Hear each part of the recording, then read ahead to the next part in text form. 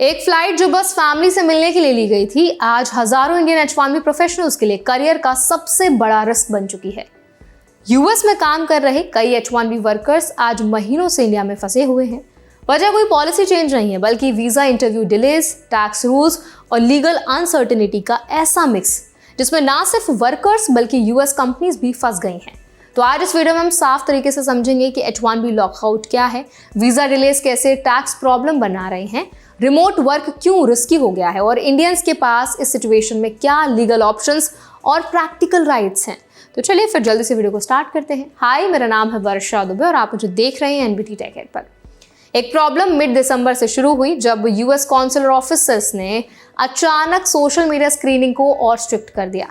बिना किसी वार्निंग के वीजा इंटरव्यूज आगे बढ़ा दिए गए। कई लोगों की अपॉइंटमेंट्स पहले महीनों बाद गई और कुछ तो सीधे 2027 तक रीशेड्यूल हो गई। टाइमिंग सबसे खराब थी, क्योंकि हॉलिडे सीजन वही टाइम होता है जब H-1B वर्कर्स इंडिया आकर वीजा रिन्यू कराते हैं। इंडियन प्रोफेशनल्स जो H-1B वर्कफोर्स का सबसे बड़ा हिस्सा हैं, इस केओस में सबसे ज्यादा फंसे। डेटा के मुताबिक सिर्फ दिसंबर 2024 में चेन्नई कॉन्सुलेट से करीब 17,000 H-1B वीजा इशू हुए थे, लेकिन डिलेज की वजह से अब फैमिलीज अलग हैं, बच्चों की स्कूलिंग रुक गई है और करियर्स हवा में लटके हुए हैं। अब सवाल आता है कंपनीज का। यूएस एम्प्लॉयर्स के सामने दो ऑप्शंस हैं और दोनों ही रिस्की हैं। पहला ऑप्शन यह है कि एम्प्लॉयज को इंडिया से रिमोट वर्क करने दिया जाए। दूसरा ऑप्शन यह है कि अगर एम्प्लॉय वापस नहीं आ पा रहा तो अनपेड लीव या टर्मिनेशन पर जाएं। प्रॉब्लम यह है कि रिमोट वर्क सुनने में इजी लगता है, लेकिन टैक्स लॉ में ये एक बड़ा डेंजर बन सकता है। टैक्स एक्सपर्ट्स के मुताबिक अगर कोई यूएस कंपनी अपने एम्प्लॉय को लंबे समय तक इंडिया से काम करने देती है तो इंडिया में उस कंपनी का परमानेंट एस्टैब्लिशमेंट बन सकता है। देखिए, परमानेंट एस्टैब्लिशमेंट का मतलब होता है कि इंडियन टैक्स अथॉरिटीज ये मान लें कि कंपनी का बिजनेस प्रेजेंस जो है वो इंडिया में है। ऐसा होते ही कंपनी पर इंडियन टैक्सेस, रिपोर्टिंग ऑब्लिगेशंस और इसके साथ ही कंप्लायंस रूल्स लागू हो सकते हैं।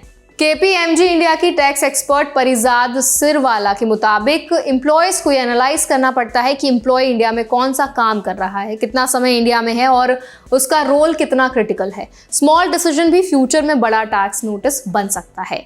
ये अनसर्टेनिटी इसीलिए भी बढ़ जाती है क्योंकि India US income tax treaty काफी पुराना है, करीब 1989 का।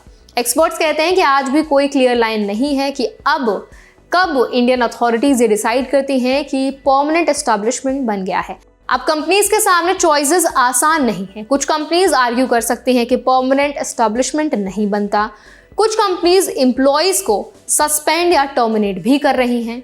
कुछ कंपनीज इंडियन टैक्स एक्सेप्ट करके बाद में यूएस में टैक्स क्रेडिट क्लेम करने की सोच रही हैं। अगर कंपनी के पास इंडियन सब्सिडियरी है तो वर्कर वो वहाँ मूव कर सकता है, वहाँ ऑप्शन देखा जा सकता है, लेकिन हर ऑप्शन में लीगल कॉस्ट और अनसर्टेनिटी जुड़ी हुई है। शिकागो बेस्ड H-1B वर्कर ने बताया कि वो नवंबर में इंडिया आया था। इंटरव्यू दिसंबर से जून गया, फिर पूरी तरह कैंसिल हो गया। कंपनी ने साफ कह दिया कि अगर मार्च तक रिटर्न नहीं किया तो जॉब टर्मिनेट हो जाएगी। यहाँ प्रॉब्लम सिर्फ जॉब लॉस नहीं है। न्यू रूल्स के तहत कॉन्सुलर प्रोसेसिंग से H-1B अप्रूव कराने पर एम्प्लॉयर को करीब $1 लाख की फीस भी देनी पड़ सकती है। ज्यादातर कंपनीज ये कॉस्ट नहीं उठाना चाहती, मतलब अगर जॉब गई तो नया स्पॉन्सर मिलना लगभग इम्पॉसिबल हो जाता है। एक फ्लाइट होम 7 साल की यूएस करियर खत्म कर सकती है। अब इंडियन वर्कर्स की लीगल और प्रैक्टिकल राइट्स की बात करते हैं। सबसे पहले समझना जरूरी है कि रिमोट वर्क कोई ऑटोमेटिक राइट नहीं है। ये पूरी तरह एम्प्लॉयर और टैक्स रिस्क पर डिपेंड करता है।